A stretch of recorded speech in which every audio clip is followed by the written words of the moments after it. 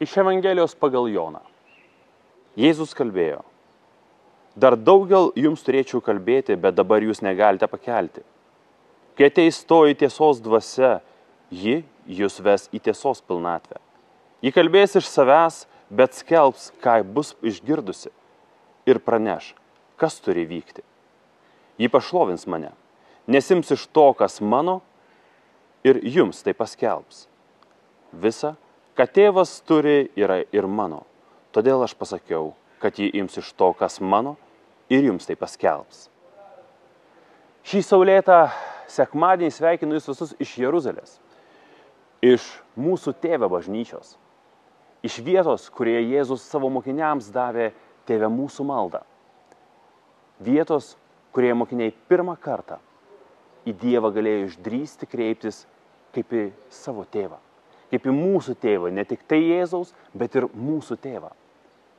Šį sekmadienį Jėzus per Evangeliją mums skelbia apie šventąją dvasią. Ir tai yra jau 5. skelbimas, kurie Jėzus sako, kad atsiųs dvasią, kurie atneš jiems ir paskelbs tiesą, kurios pakol kas jie dar negali prinešti, kurios pakol kas jie dar negali pakelti. Kas yra ta tiesa? Galima būtų šiandien paklausti pasaulyje, kuriame atrodo nebeliko tikros tiesos sampratos. Liko susitarimai, derybos, bet atrodo netiesa. Pagal Jono Evangeliją tiesa yra Jėzaus atneštasis apreiškimas.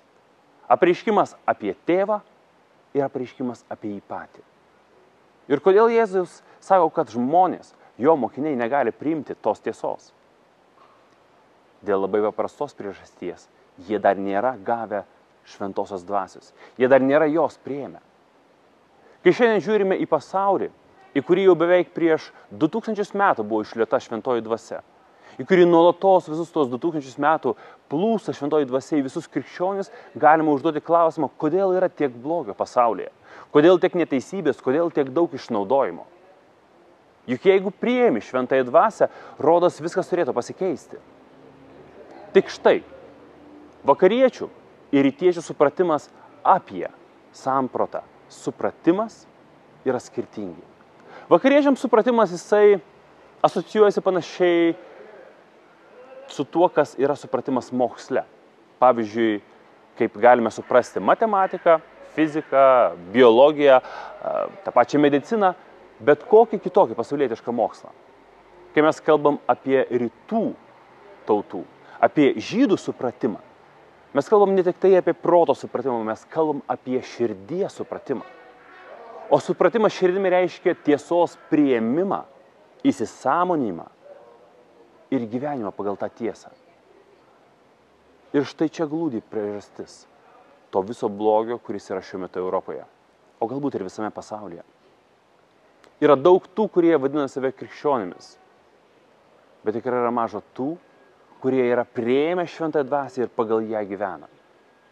Juk jeigu gydytojas, žinodamas, jog rūkyti, gerti, persivalgyti yra blogai, pats šitaip elgsis, jis nuo to netaps prastesniu gydytoju. Tiesiog taps mažiau sveiku. Bet jeigu krikščionis, žinodamas, ką Jėzus paskelbė ir kas yra blogis, savo gyvenimu sakys, kad dabar yra kitokie laikai ir galima kitaip gyventi, ir todėl elgsis netinkamai, priiminės, pavyzdžiui, antikrikščioniškus ir tuo pačiu antižmogiškus įstatymus, kenks kitiems, kitus išnaudos, nuo to jis taps kitokiu krikščioniu. Nuo to jisai taps tuo, kuris atmeta šventąją dvasią. Šios dienos pasaulio problema yra ne tose dalykuose, kurie ateina iš išorės, bet jie glūdi krikščionio širdyje.